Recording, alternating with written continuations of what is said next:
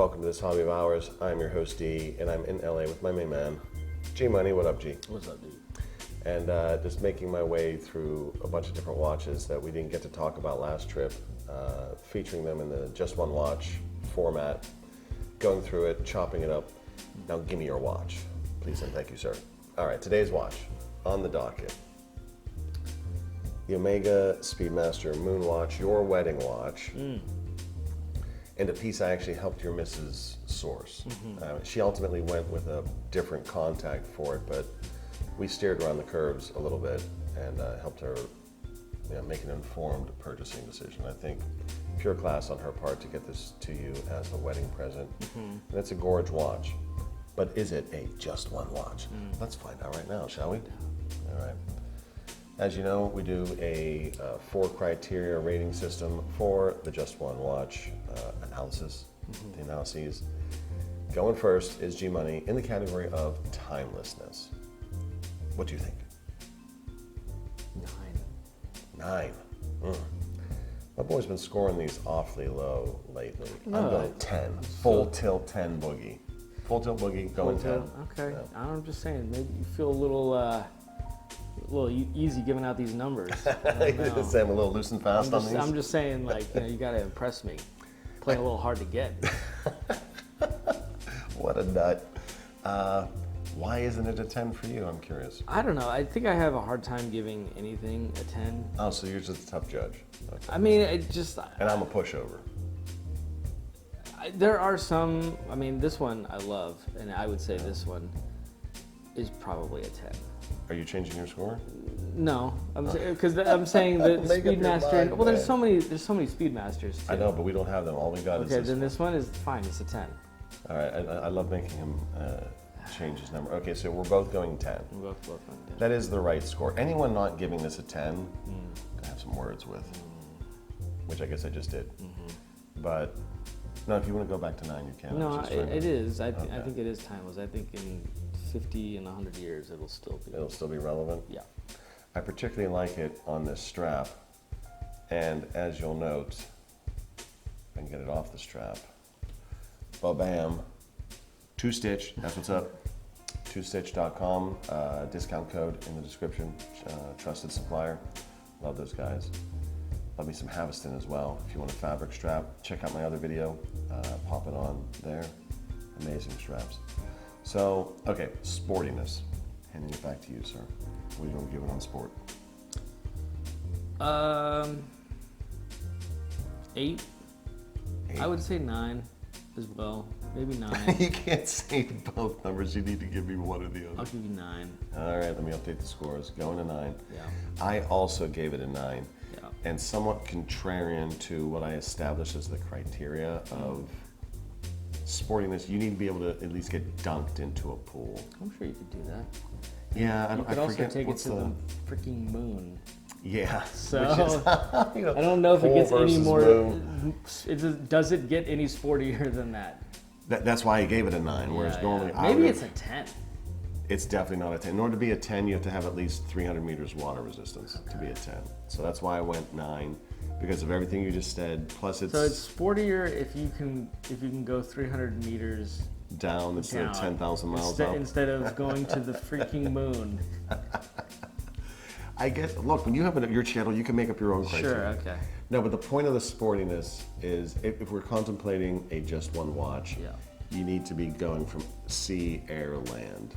Basically, a Navy SEAL needs to wear it. But I did give it a 9, which is a little bit contrarian to the water test. I think you could suffer dunked in the pool. I wouldn't swim with it. I wouldn't go into the ocean with it. I thought that was one of the criteria that NASA had. That's a good point. I thought that was part of the criteria. I don't work for them though, so I know, but I'm fairly sure you should reread the criteria for choosing. I would have had to have reread it. I would have to read it the first time. I didn't get to reread. You know, I'll leave it. That's why we like a little flexibility in the hobby of ours. You know, just contrarian opinions are welcome. And yeah, I'm going 9 on sportiness. You make a plus. It was made for motorsport originally.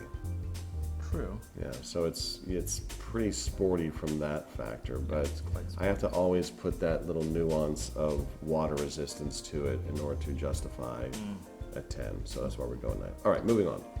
Dressiness. How'd you go? I say 6. Can't say you're wrong. Can't say you're wrong. I went 8 though, because I think that you could wear it under. It'll slip under a cuff. It does. It On does a fit on a bracelet. suit. Well, you wore it at your wedding. How much did. dressier can it be than that? But maybe it's not natively at home there, but it can certainly pass there. I mean, if you wear it.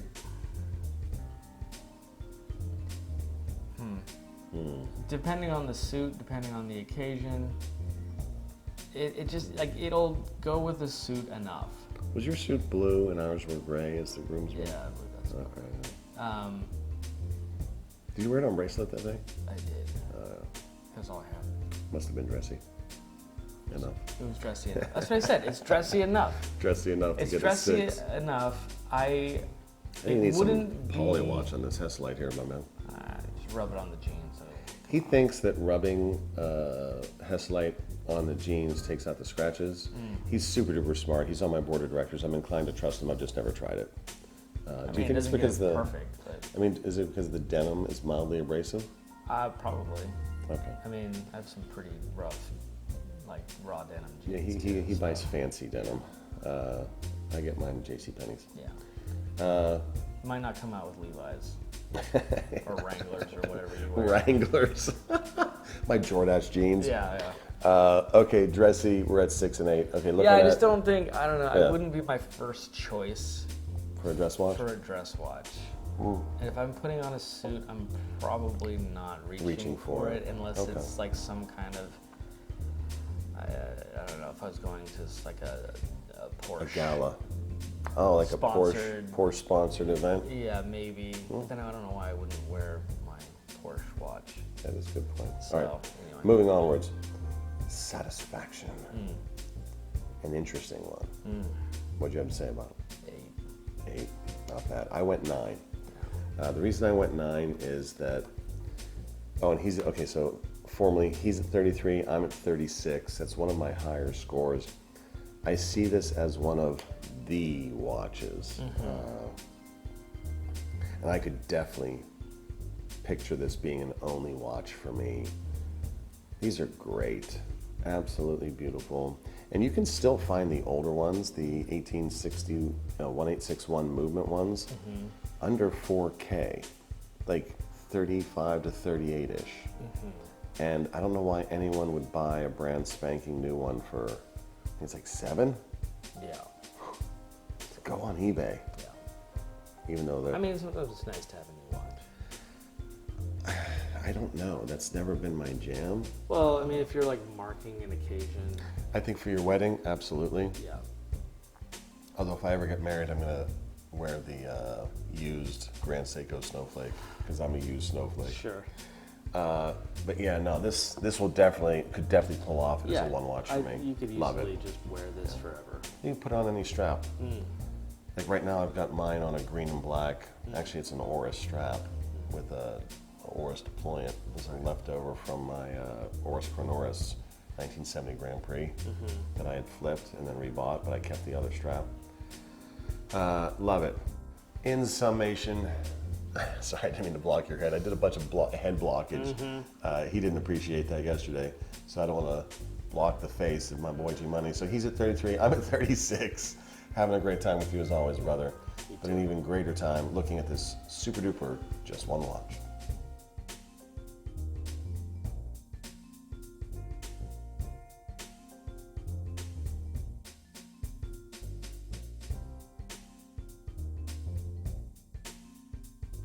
Me, you, horology times 2.